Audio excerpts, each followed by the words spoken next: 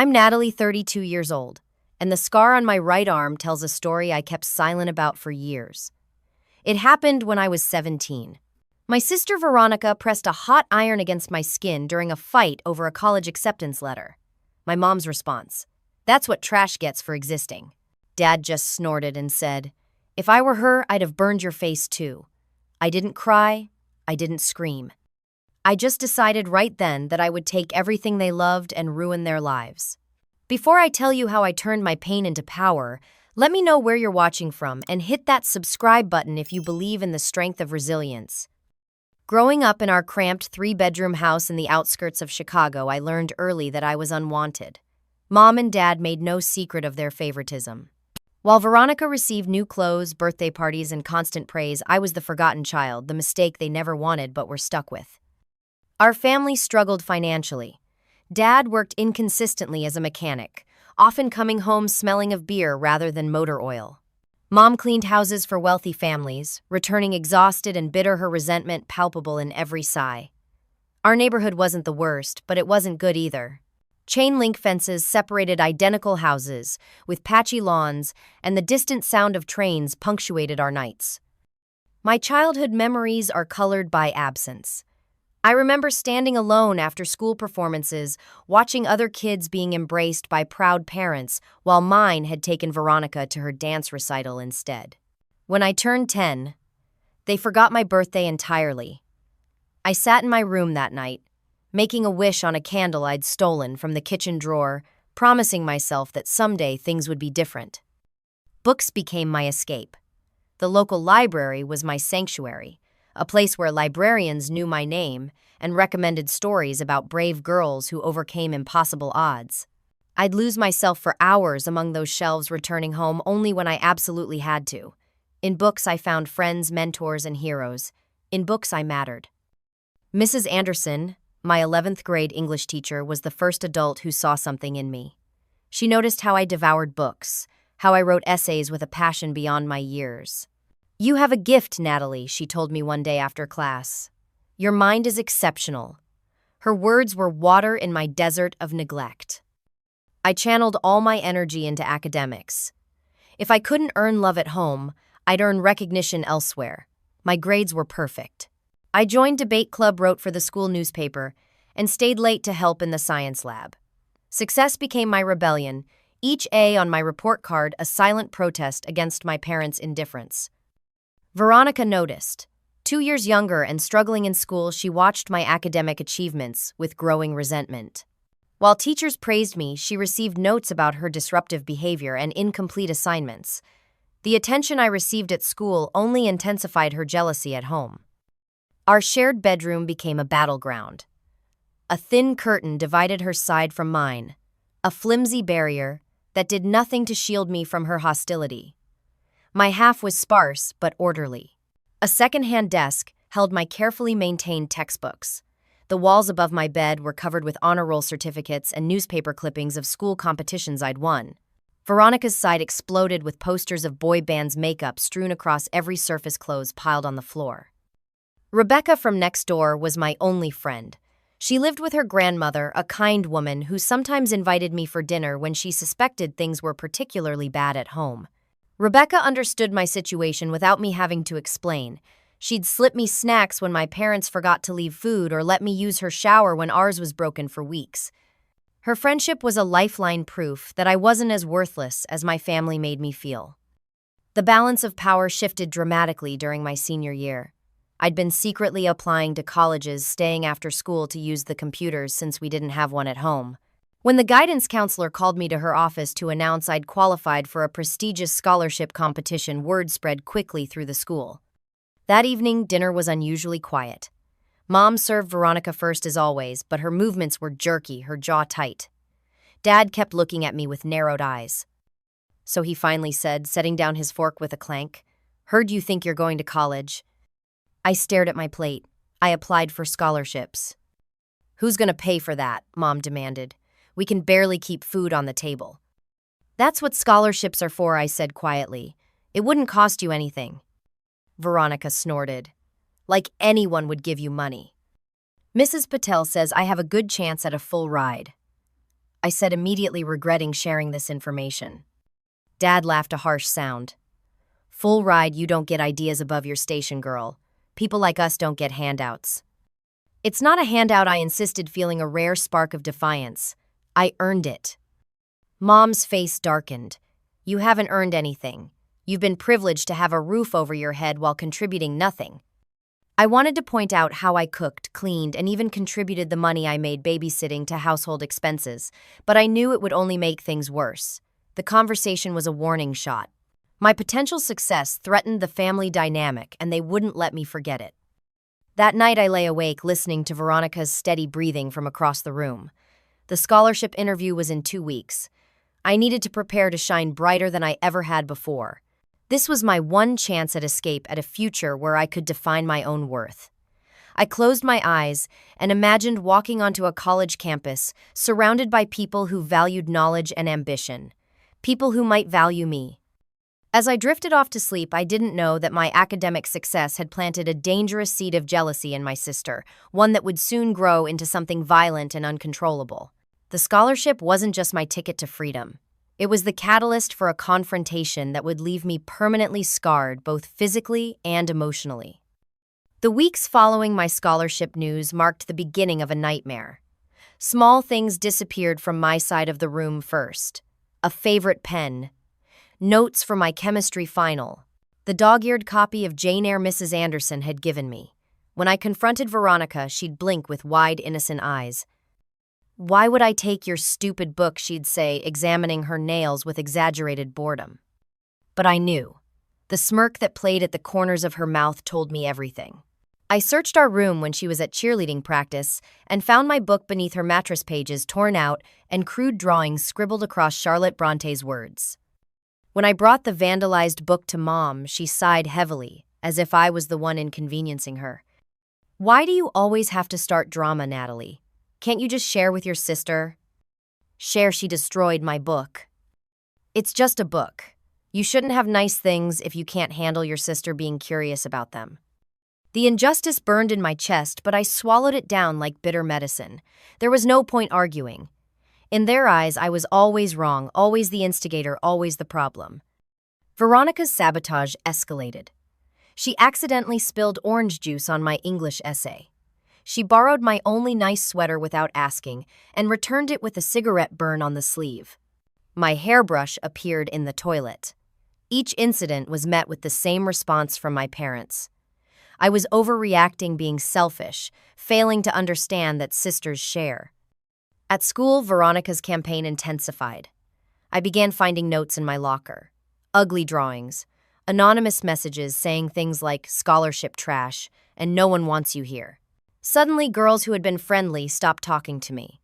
I'd enter rooms and conversations would halt, replaced by snickering and sidelong glances. One day at lunch, I sat alone, as usual, reading while I ate my sandwich.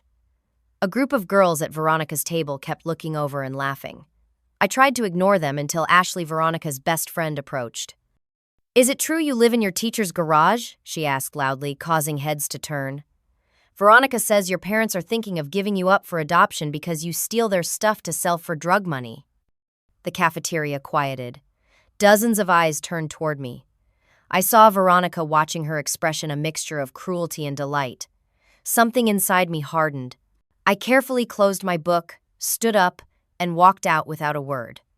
I didn't give them the satisfaction of seeing me break. The isolation was crushing. Rebecca had moved away the previous summer when her grandmother fell ill, leaving me truly alone. I spent my lunch periods in the library, my evenings working at the local grocery store, stocking shelves, and collecting shopping carts from the parking lot. Every dollar I earned went into a coffee can hidden in the back of my closet, my escape fund growing penny by penny. But even this small independence was threatened. One night I came home from work to find my room in disarray, the closet door ajar. The coffee can was missing. In its place was a note in my mother's handwriting: household contribution. $247. Nearly 3 months of savings gone.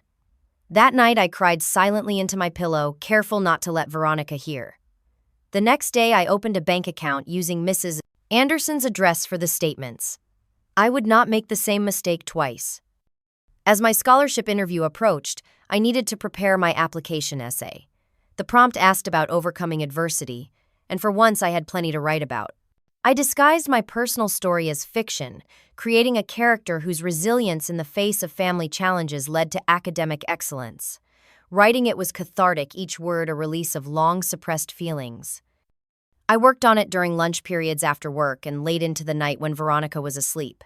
When it was finally perfect, I printed it at school and kept it in a folder that never left my backpack. Or so I thought.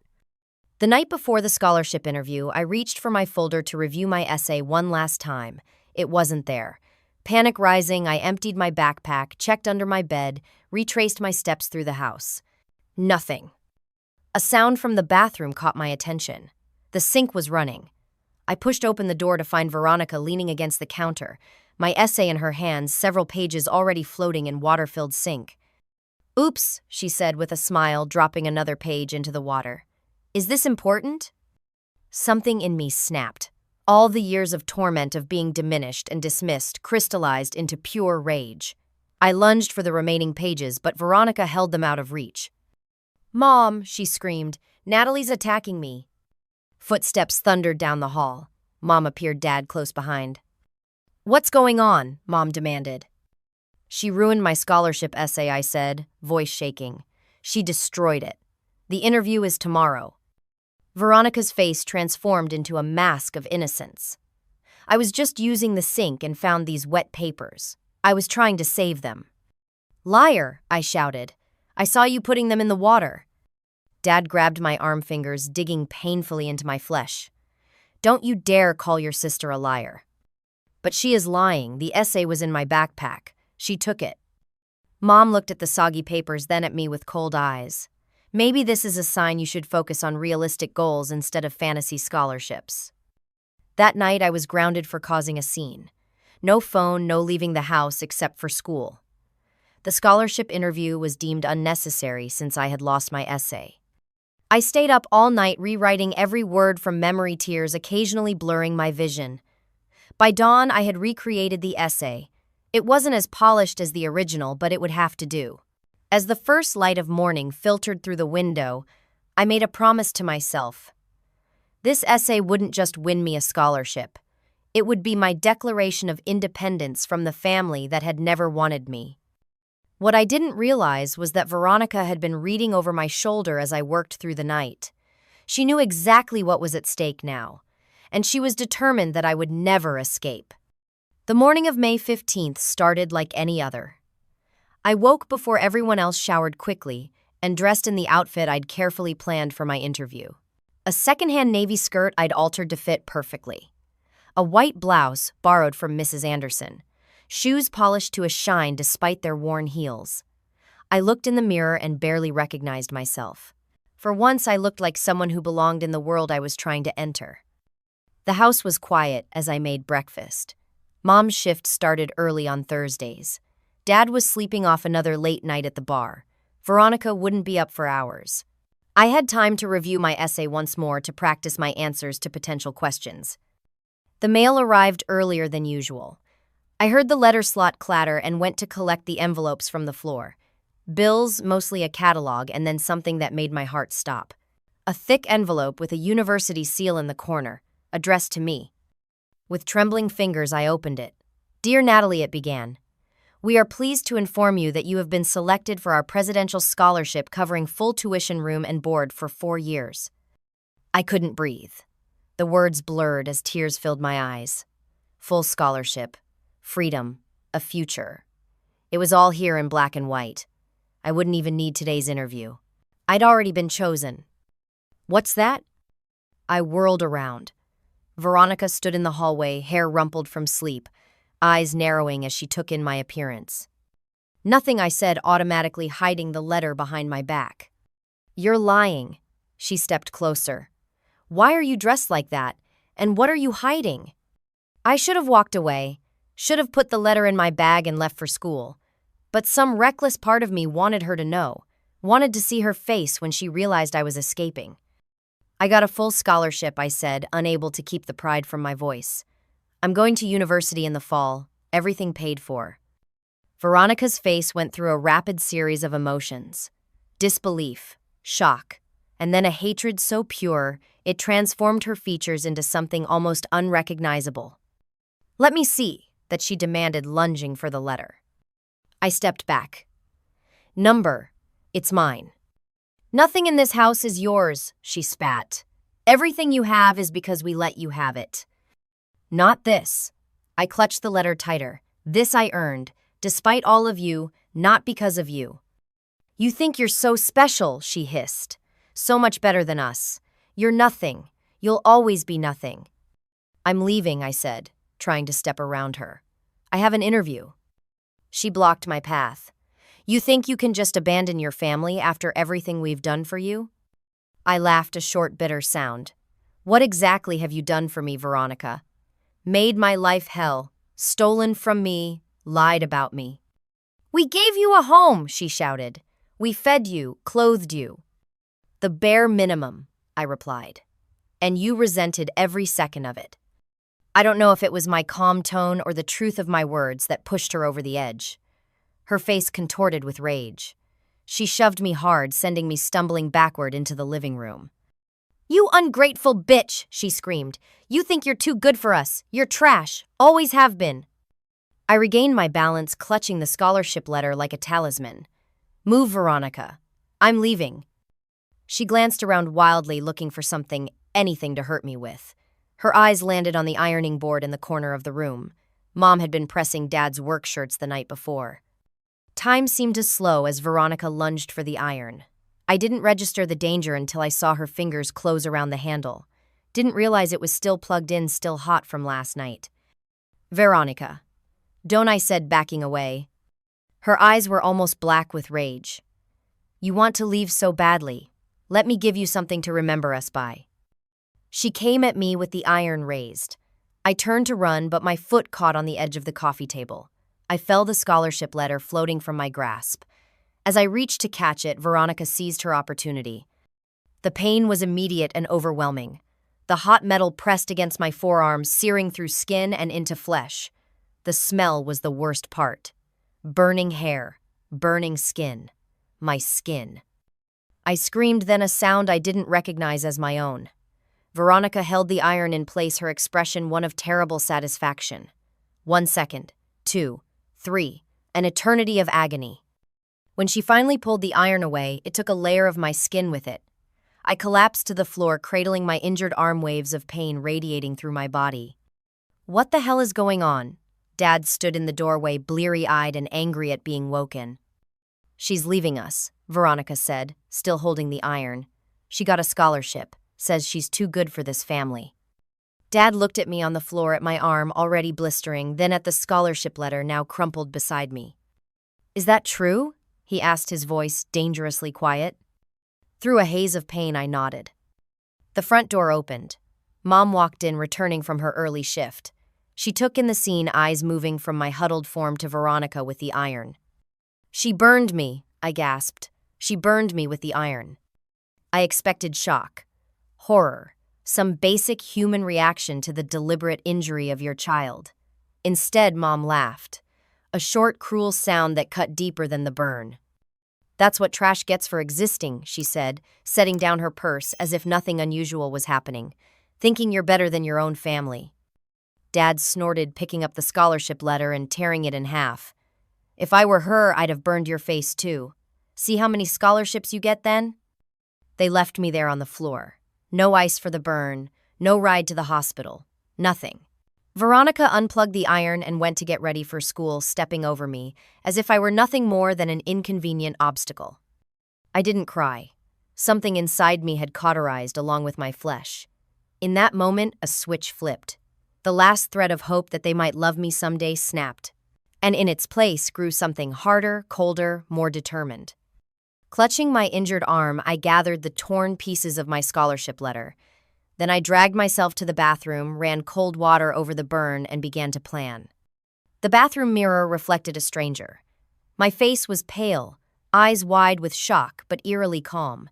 The burn on my arm throbbed beneath the cold water, an angry red oval with blistered edges. 2nd degree, maybe worse. I should have been in an emergency room. Instead, I was alone treating myself as I had always done. As I gently patted the burned-dry memories flashed through my mind like a grotesque slideshow. 6 years old, falling off my bike, crying on the sidewalk while Mom told me to stop being dramatic. 9 years old with a fever of 103, left alone all day because it's just a cold. 12 years old Veronica pushing me down the stairs, my parents accusing me of tripping to get attention. 15 years old dad backhanding me across the face for talking back when I asked for money for a school field trip. A lifetime of neglect and abuse culminating in this moment. My sister deliberately burning me while my parents not only failed to help, but actively encouraged her cruelty. It ends today, I thought, as I carefully wrapped my arm in clean gauze from the first aid kit I kept hidden under the bathroom sink. This was the last time they would hurt me. In my room, I pulled out a notebook I'd kept hidden between my mattress and box spring. For months, I'd been documenting every incident. Dates, times, what was said, what was done. I added today's attack in clinical detail, describing Veronica's actions and my parents' responses word for word.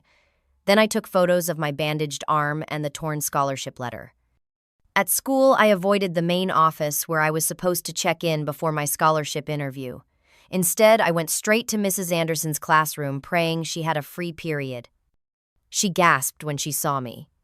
"Natalie, what happened to your arm?" I told her everything, my voice steady despite the pain radiating from my burn. When I finished, she was silent for a long moment, her face a mixture of horror and resolve. "This isn't just abuse," she finally said. "This is criminal assault. We need to report it immediately. If I report it now, they'll deny everything I said. And I'll be stuck there until graduation. I need a plan." Mrs. Anderson looked like she wanted to argue, but instead nodded slowly. "What do you need from me?" "Information, and maybe a place to stay just for a little while." That afternoon, instead of returning home, I went to the public library. Using one of their computers, I searched for information about emancipation, child protective services, and assault charges. I learned about restraining orders and victim advocacy programs. I printed everything, creating a folder of resources. Then I did something I'd been contemplating for months. I searched for my mother's maiden name, Caldwell, and found her sister Sarah living just 40 miles away in Hammond. Aunt Sarah, who I hadn't seen since I was 5, who had apparently fallen out with my mother years ago. I wrote down her address and phone number. A potential ally if I was lucky. My next stop was the discount electronics store. I spent nearly all my remaining savings on a small digital camera with a motion sensor. It was meant for wildlife photography, but it would serve my purpose. I also bought a prepaid cell phone. No one in my family could know about either purchase. That night, I returned home late, bracing for the inevitable confrontation. Mom was waiting, arms crossed. "Where have you been?" she demanded. "At the hospital," I lied, "getting my burn treated." "And who's paying for that?" Dad called from his recliner. "I am," I said. "I used the money I've been saving." "You should have asked before wasting money," Mom said. "It's just a little burn." I didn't argue. Arguing would only escalate things, and I needed calm for my plan to work. "You're right," I said. "I'm sorry." My unexpected apology threw her. She stared at me suspiciously before shaking her head. "Your dinner's cold, and don't think you're going anywhere this weekend. You're grounded for missing school." "I understand." In our bedroom, Veronica watched me with wary eyes as I carefully organized my backpack for the next day. "Does it hurt?" she finally asked, an odd note in her voice. I looked up, meeting her gaze directly. "Yes." She nodded almost to herself. "Good." That night, after everyone was asleep, I set up the motion-activated camera in the corner of our bedroom, hidden among my stack of books. Then I called the number I'd found for Aunt Sarah from my new prepaid phone, stepping outside to the backyard to ensure privacy. She answered on the 4th ring, her voice guarded. "Hello?" "Aunt Sarah. This is Natalie, Linda's daughter." A long pause. "Natalie, is everything okay?" "No," I said simply. "Nothing has been okay for a very long time, and I need help." Over the next 30 minutes, I told her everything. The years of neglect, Veronica's escalating behavior, the burn, my parents' reaction. With each revelation, her breathing grew more agitated. "Why didn't anyone tell me?" she kept asking. "I would have taken you in years ago." "Would you take me now?" I asked, heart pounding. "Just until I graduate. I have a scholarship for college in the fall." "Of course," she said without hesitation. "But Natalie, we need to report this. What your sister did is assault. What your parents did is criminal neglect." "I know, and I'm gathering evidence. But I need somewhere safe to go when it all comes out." "You'll come here," she said firmly. "Tonight if you want." The offer was tempting, but I shook my head even though she couldn't see me. "Not yet. I need to do this right. They need to face consequences." We made plans. She would contact a lawyer friend. I would continue documenting everything. In 2 weeks, when I had enough evidence, we would go to the authorities together. Over the next 10 days, I changed. I became quiet, compliant. I did my chores without complaint. I stopped reacting to Veronica's taunts. I agreed with my parents' criticisms. The shift in my behavior created a noticeable unease in the house. "What's wrong with you?" Veronica demanded on the 5th day of my new persona. "Why are you being so weird?" I looked at her blandly. "Nothing's wrong. I'm just trying to get along until graduation." My passivity seemed to frustrate her more than any argument could have. She escalated her provocations, stealing my homework, leaving cruel notes on my pillow, telling more elaborate lies about me at school. I documented everything but showed no reaction. My parents were similarly disturbed by my transformation. They'd grown accustomed to my fighting back to the satisfaction of putting me in my place. My new calm acceptance left them off balance. "You think you're so mature now?" Mom sneered one evening when I thanked her for dinner. "I'm just grateful," I replied evenly. Dad studied me with narrowed eyes. "You're planning something." I met his gaze without flinching. "I'm planning to graduate and move on with my life." The camera captured everything. Veronica destroying my property, the verbal abuse from all 3 family members, my careful non-reactions. Each night I downloaded the footage to a USB drive I kept with me at all times. I met with Aunt Sarah and her lawyer friend Marcus Daniels at a coffee shop 2 towns over. Mr. Daniels reviewed my documentation, his expression growing grimmer with each page. "This is textbook abuse," he said finally. "The burn alone would justify immediate removal from the home, but the pattern of behavior makes this a strong case for criminal charges." "I don't want to leave until everything is in place," I insisted. "If I disappear, they'll know something's coming. They might destroy evidence or come up with a unified story." "It's your choice," he said, though he clearly didn't like it. "But we're ready whenever you are. One phone call and we can have police and social services at your house within hours." I nodded, feeling a strange calm. "This weekend. My 18th birthday is in 3 months, and I want this resolved before then." As I walked home from the bus stop that evening, I felt lighter than I had in years. The end was in sight. Freedom was close enough to taste. What I didn't know was that Veronica had been through my things while I was gone. She hadn't found the camera or the USB drive I kept with me, but she'd found the prepaid phone hidden in my pillowcase. And she'd seen the call history to a number she didn't recognize. The trap was set. All the pieces were in place, but Veronica suspected something was coming, and a cornered predator is always the most dangerous. Saturday morning dawned bright and clear, a perfect spring day that belied the storm I was about to unleash. I woke early, packed a small bag with essentials, and hid it under my bed. Today was the day. By nightfall, I would either be free or facing an even worse situation than before. The house was quiet. Dad had worked the night shift at his second job, a security gig at a warehouse. Mom was sleeping in, as she always did on weekends. Veronica had been out late at a party and wouldn't stir before noon. I moved silently through my morning routine, retrieving the camera and checking that it had captured the previous night's footage.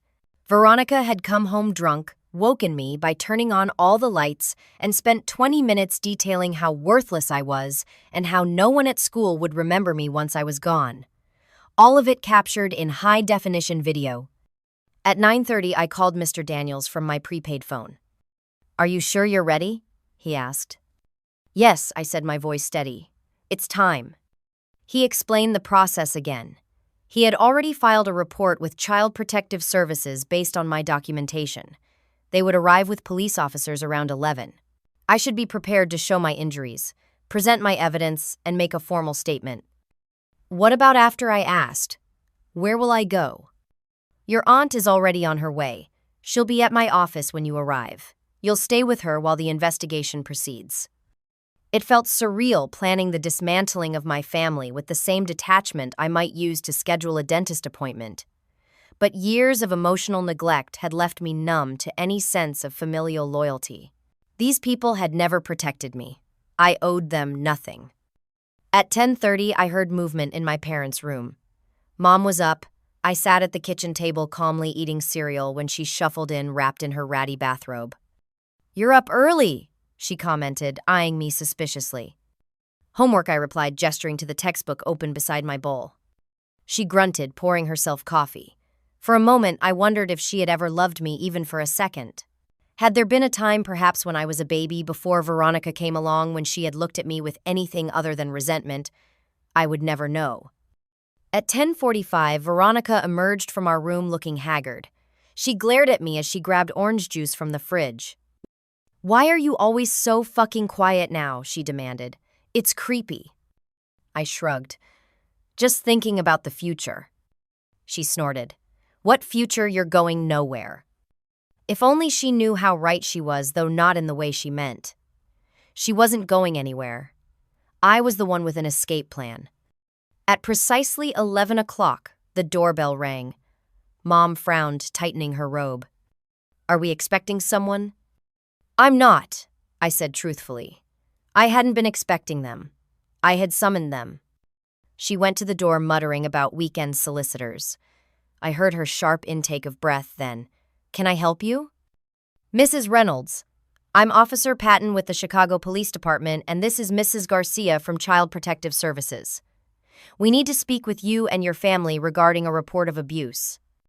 Mom's voice turned shrill. "Abuse? What are you talking about? There's no abuse in this house." "Ma'am, we need to come in and speak with everyone present." I stood gathering my evidence folder and USB drive. Veronica stared at me, comprehension dawning on her face. "What did you do?" she hissed. "What I should have done years ago," I replied calmly. Mom led the officers and the social worker into the living room, her face flushed with anger and fear. Officer Patton was a tall black woman with kind eyes, but a firm demeanor. Mrs. Garcia was older Hispanic, with a weathered face that suggested she'd seen it all. "We've received a report of physical abuse against a minor in this household," Officer Patton explained. "Specifically an incident involving a burn injury." Mom's eyes darted to me then, to my bandaged arm. "That was an accident. Natalie is clumsy. She bumped into the iron." "That's not what the report indicates," Mrs. Garcia said. "We'd like to speak with Natalie privately." "She's a liar," Mom spat. "She's always making up stories for attention." "Nevertheless, we need to investigate." Officer Patton's tone made it clear this wasn't a request. They took me to the kitchen while another officer arrived to stay with Mom and Veronica. I showed them my arm, the burn now, an angry red welt with blistered edges beginning to heal. "A doctor should have seen this," Mrs. Garcia said, her voice tight with controlled anger. "They wouldn't take me," I said simply. I told them everything, my voice steady and emotionless. The years of neglect, the escalation of Veronica's behavior, the scholarship letter, the burning, my parents' reaction. I presented my documentation, the photos, and finally the video evidence. They watched the footage in silence, their expressions growing darker with each clip. Veronica destroying my belongings, Mom calling me worthless, Dad threatening to put me in my place. And finally Veronica screaming that I deserved the burn, that next time she'd aim for my face. "I'd like to press charges," I said when the video ended. "Against all of them." Officer Patton nodded grimly. "Based on what I've seen, you have every right to do so." Mrs. Garcia touched my hand gently. "You're 17, correct? Almost 18. I nodded. "We have arrangements for you to stay with your Aunt Sarah Caldwell. She's been approved as temporary guardian until your birthday." A weight lifted from my shoulders. It was happening. It was really happening. When we returned to the living room, Dad had arrived home, called by Mom in a panic. He stood with his arms crossed, face thunderous. "What's this about?" he demanded. "Sir, your daughter has provided evidence of sustained abuse in this household," Officer Patton said. We're investigating serious allegations. Allegations, he scoffed. She's manipulating you. She's always been a problem child. The burn on her arm isn't a manipulation, Mrs. Garcia said coldly. Nor is the video evidence of your daughter Veronica admitting to causing it intentionally. Veronica's face drained of color. Video. I met her eyes. Motion-activated camera. It caught everything. The next hour passed in a blur. Veronica, confronted with the video evidence, broke down and admitted to burning me in a moment of anger. She cried, claiming she hadn't meant to hurt me so badly, that she was sorry that she'd been jealous of my scholarship. Her tears might have moved me once. Now they meant nothing. Mom and Dad continued to deny any wrongdoing, insisting they hadn't realized how serious the burn was, that they would have taken me to a doctor if they'd known. The videos proved otherwise, capturing Mom's "that's what trash gets" for existing comment in crystal clear audio. By early afternoon, the decisions had been made. Veronica was being charged with assault. My parents were being charged with child endangerment and neglect. I would be leaving with Mrs. Garcia to meet my aunt at Mr. Daniels's office. I went to my room to collect my hidden bag. Veronica followed, her face streaked with tears. "You planned this," she accused. "You set me up." "I documented what you did," I corrected her. "There's a difference." "They're taking me to juvenile detention," she whispered. "Do you know what that's like?" For a moment, I almost felt sorry for her. Almost. Then I remembered the searing pain of the iron, the smell of my own burning flesh, her satisfaction as she held it against my skin. "No," I said, "but you earned the right to find out."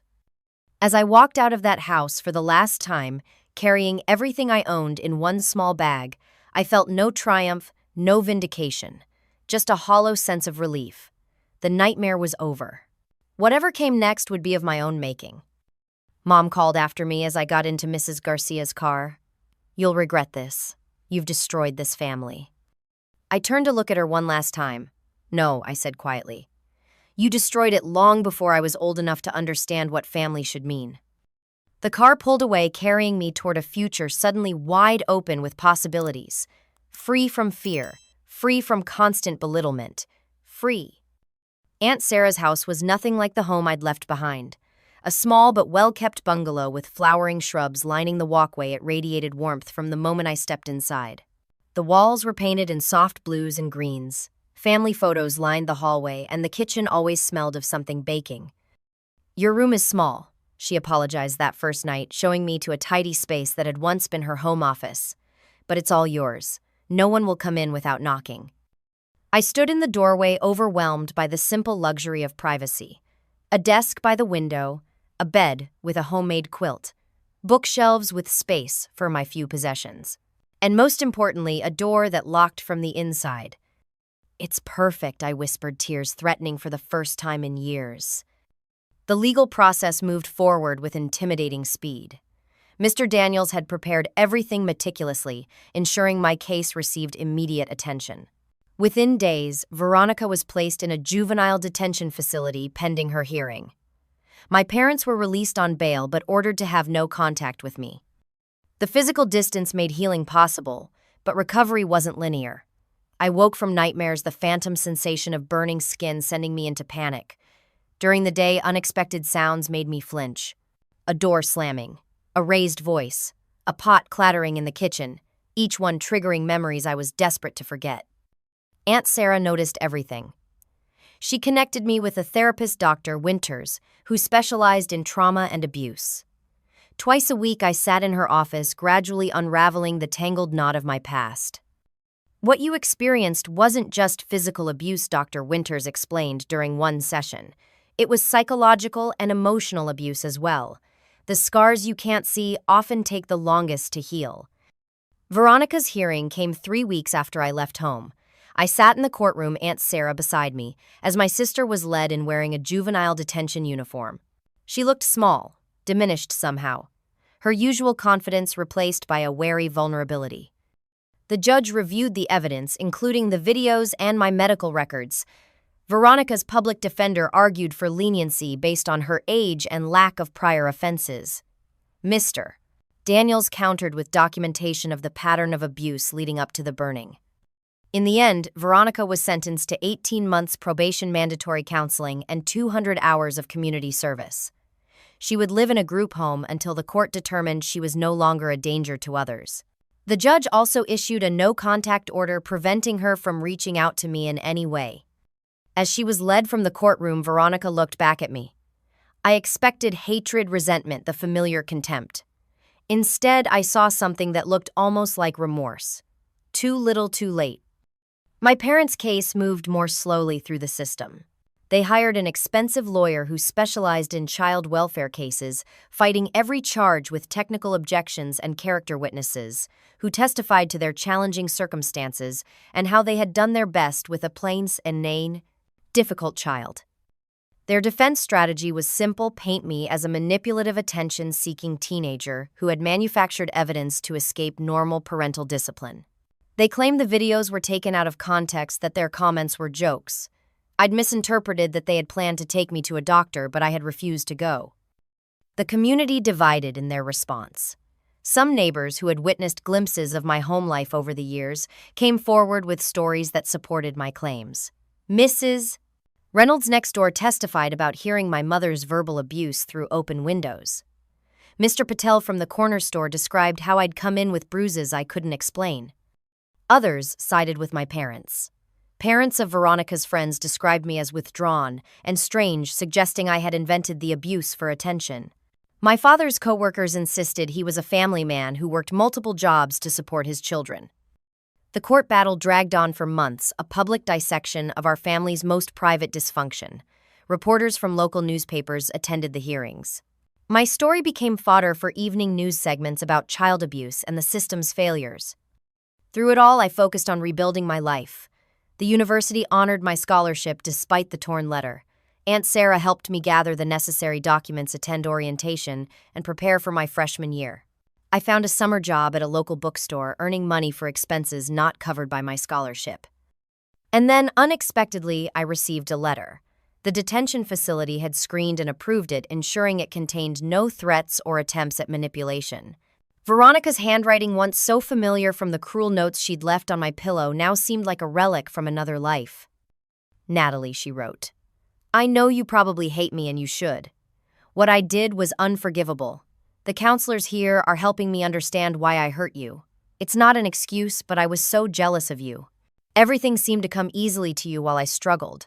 Mom and Dad always compared me to you, always asked why I couldn't be more like you when they thought you couldn't hear. I wanted to be the favorite for once. I wanted them to love me more. I know now that their love was toxic, that we were both victims of their manipulation. I'm not asking for forgiveness. I just wanted you to know that I understand what I did, and I'll regret it for the rest of my life. I read the letter twice, then placed it in my desk drawer. I wasn't ready to respond, wasn't sure if I ever would be. But something in me shifted slightly. A tiny crack in the wall I'd built around my heart. My parents were less reflective. As their case progressed, they doubled down on their narrative of victimhood. They gave interviews to sympathetic reporters, claiming I had torn apart a loving family with vicious lies. They started a social media campaign, posting carefully curated family photos from years past, presenting an image of harmony that had never existed. Their efforts backfired when one of my classmates came forward with screenshots of messages Veronica had sent bragging about burning me and her parents' approval. Another parent shared an email from my mother declining a parent-teacher conference because Natalie isn't worth taking time off work for. In August, just before I was to leave for university, the judge issued his ruling. My parents were found guilty of child endangerment and neglect. They received suspended sentences, were placed on probation for 3 years, and ordered to complete parenting classes. The relatively light punishment reflected their lack of criminal history, but the conviction itself was vindication. As summer drew to a close, I faced a decision. I could continue to engage with the public interest in my story, give interviews, perhaps even write about my experiences. Or I could step back, focus on my education, and build a life defined by something other than trauma. I chose the latter with one exception. I started a blog anonymous at first, sharing my experiences and connecting with other survivors of family abuse.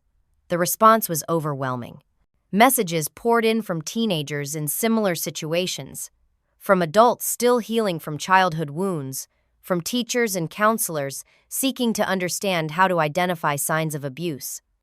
What began as a personal outlet became a community, a network of support for those who had lived through the unimaginable. And through helping others, I found a purpose beyond survival. I found a way to transform my pain into something meaningful. The day I left for university, Aunt Sarah drove me to campus, my few possessions packed neatly in the trunk of her car. As we unloaded my things in front of the freshman dormitory surrounded by other students and their supportive families, she pulled me into a tight hug.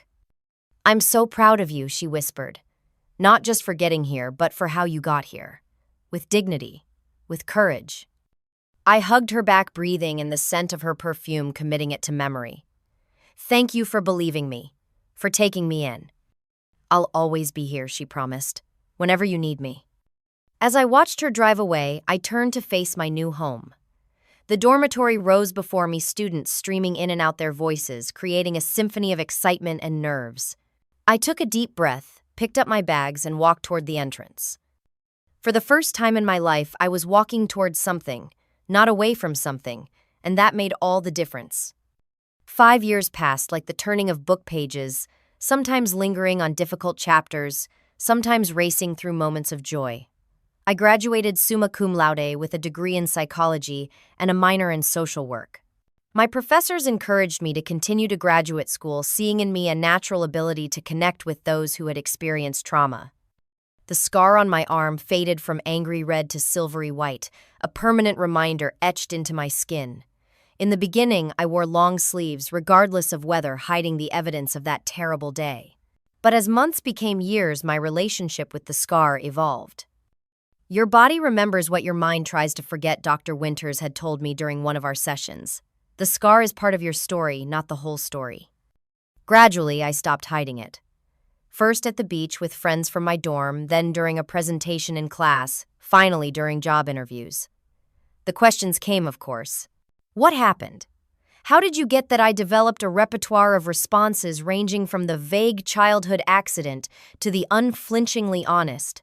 My sister burned me with an iron and my parents did nothing to help. The therapy I'd begun with Dr. Winters continued through my college years, evolving as I did. We worked through the layers of trauma, peeling them back one by one. The nightmares became less frequent. The flinching response to sudden movements faded. The constant vigilance, the feeling that danger lurked around every corner, slowly gave way to a cautious optimism. Journaling became a crucial part of my healing process. Each night I wrote about my day, my feelings, my progress, and setbacks. Looking back through those journals now is like watching a time-lapse of a plant growing from seed to flower, each entry marking a small but significant change. The 15th of May 2019. Laughed today without immediately feeling guilty. Progress. The 3rd of September 2020. Disagreed with Professor Hamilton about the assignment. Spent only 2 hours. Not 6, worrying he secretly hates me now. The 12th of January 2021. Said no to covering Amanda's shift. Set a boundary without apologizing 15 times. Huge. My blog Scars and Stars grew from a personal project to a recognized resource for abuse survivors. I shared research on trauma recovery, interviewed experts, and most importantly, created a space where survivors could share their stories without judgment. The community that formed around the blog became a lifeline for many, including me. Through the blog, I connected with state legislators working on strengthening child protection laws. My testimony before a legislative committee helped pass a bill requiring mandatory reporting of suspected abuse by all school personnel, not just counselors and nurses. The law was named after another young survivor, but I knew my voice had contributed to its creation. In my final year of graduate school, I launched a nonprofit organization called Phoenix Rising, dedicated to supporting young adults transitioning from abusive homes to independence. We provided emergency housing, legal advocacy counseling, and perhaps most importantly, a community of people who understood. The work was challenging but deeply fulfilling, transforming my personal tragedy into a force for positive change. My relationship with my family remained complicated. My parents never apologized, never acknowledged the truth of what had happened. After their probation ended, they moved to Florida, reinventing themselves among new neighbors who knew nothing of their past. They occasionally sent birthday cards with no return, address cards I read once and then discarded. Veronica's path was different. After completing her time in the group home and probation, she enrolled in community college studying early childhood education. We had no direct contact for years, honoring the no-contact order even after it expired. I learned about her progress through Aunt Sarah, who had surprisingly become a cautious mentor to Veronica. "She's trying," Aunt Sarah told me during one of our weekly phone calls, "really trying to understand herself and change her patterns." I neither encouraged nor discouraged this connection. Some wounds were too deep for simple forgiveness, some bridges permanently burned. Or so I thought. The email arrived on an ordinary Tuesday 7 years after the incident. The subject line was simple. "If you're willing to read this." Veronica's email address was unfamiliar, but I recognized her name instantly. For 3 days, the email sat unopened in my inbox. I went about my work at the nonprofit, met with clients, attended meetings, all while carrying the knowledge of its existence like a pebble in my shoe. On the third night after a session with my therapist, where we discussed the concept of closure, I finally clicked it open. "Dear Natalie," it began. "I've written this email 100 times in my head over the years. Nothing I can say will ever undo what I did to you. The physical pain I caused, the emotional scars, the years of torment leading up to that day. I've spent years in therapy understanding the dynamics that shaped me, that led me to hurt the one person who should have been my ally in that toxic household. I'm not writing to ask for forgiveness. I'm writing because I'm 7 years sober from the rage and jealousy that consumed me, and part of my continued recovery is making direct amends where possible. I want you to know that I see the truth now. I see how our parents pitted us against each other, how they cultivated my resentment and normalized abuse. I see how I became their weapon against you. None of this excuses what I did. I take full responsibility for my actions. I live with the knowledge that I caused permanent harm to my sister, and that shame has shaped the woman I've become. I'm now working with children who have experienced trauma, trying to be the supportive adult I needed when I was young. If you never want to hear from me again, I understand completely and will respect your wishes. If someday you might be open to a conversation, even a difficult one, that door will always be open on my side. With deepest regret and respect, Veronica." I closed my laptop without responding, walked to the window of my apartment, and looked out at the city lights blinking in the darkness. The anger I'd carried for so long had transformed over the years, calcifying into something harder but less volatile. I no longer wished Veronica harm. I simply wished her elsewhere, separate from the life I'd built. But her words stayed with me. The acknowledgement of the family dynamics, the lack of excuses, the absence of any request for my forgiveness or reconciliation, just truth offered without expectation. 2 weeks later, I replied. One sentence: "I'm not ready for a conversation, but I've read your email and I hear you." Her response came within minutes. "Thank you for reading it. That's more than I had any right to expect." And so began the slowest of thaws. Not friendship, not sisterhood, but a careful acknowledgement of our shared history and separate presence. Over months, our exchanges grew from sentences to paragraphs. She shared her work with traumatized children. I told her about Phoenix Rising. We circled the most painful topics, approaching and retreating like cautious animals. A year after that first email, we met in person, a public park on a sunny afternoon, neutral ground. I saw her before she saw me, sitting on a bench, fidgeting with the strap of her purse. She looked both familiar and foreign, the sister I remembered, but altered by time and experience. "Thank you for coming," she said, when I approached, not moving to hug me or even shake my hand. I'm still not sure why I did, I admitted, sitting on the opposite end of the bench. We talked for an hour, awkward at first, then with increasing candor. She showed me photos of her students, her eyes lighting up as she described their progress. I told her about a legislative victory for Phoenix Rising, a new grant that would expand our services. As we prepared to leave, she gestured to my arm. "May I see it?" I hesitated, then rolled up my sleeve. The scar was visible in the bright sunlight, a shiny oval on my inner forearm. Veronica's eyes filled with tears. "I did that," she whispered. Yes. I'm so sorry, Natalie. I know you are.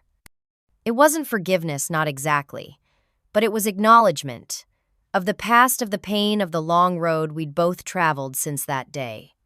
As for our parents, they remained unchanged. When our grandfather died, we both attended the funeral, standing on opposite sides of the cemetery. Mom and Dad were there too, playing the role of grieving children while shooting venomous glances my way. They had constructed a narrative where I was the villain, the ungrateful daughter who had torn apart their family with false accusations. I no longer needed their validation or understanding. Their opinion of me had lost its power to wound. I had built a life rich with meaningful work, true friendships, and even love. 2 years ago, I met Daniel, a public interest attorney who represented children in the foster care system. Our shared commitment to protecting vulnerable youth formed the foundation of a relationship that grew slowly but steadily into something I had never thought possible for someone with my history. "You're not broken," he told me one night after I'd shared particularly difficult memories. "You're incredibly whole despite everything." The scar on my arm is still visible, a permanent reminder of that terrible day. But it's no longer the first thing people notice about me. They see the founder of Phoenix Rising, the advocate who speaks at conferences on trauma-informed care, the woman who laughs easily and loves deeply, who sets firm boundaries and stands in her truth. On particularly difficult days, when memories surface unexpectedly or old insecurities whisper in my ear, I touch the scar gently, not as a reminder of pain, but as evidence of survival, of resilience, of the journey from victim to advocate. The iron that burned my flesh was meant to mark me as worthless. Instead, it became the catalyst for a life dedicated to showing others their immeasurable worth. The family that tried to diminish me only strengthened my resolve to help others grow. The pain that might have destroyed me instead forged me into someone capable of creating lasting change. My scar is no longer a symbol of suffering, but a testament that I am stronger than what tried to destroy me. And perhaps that is the greatest victory of all. Thank you for listening to my story. If you've ever felt trapped in an abusive situation, please know that help is available and healing is possible. Have you ever had to completely rebuild your life? What gave you the strength to keep going when things seem darkest? Share your experiences in the comments, and please subscribe if this story resonated with you. Remember, our scars tell our stories, but they don't define our futures. Take care of yourselves and remember that you are worthy of love and respect, no matter what anyone has told you.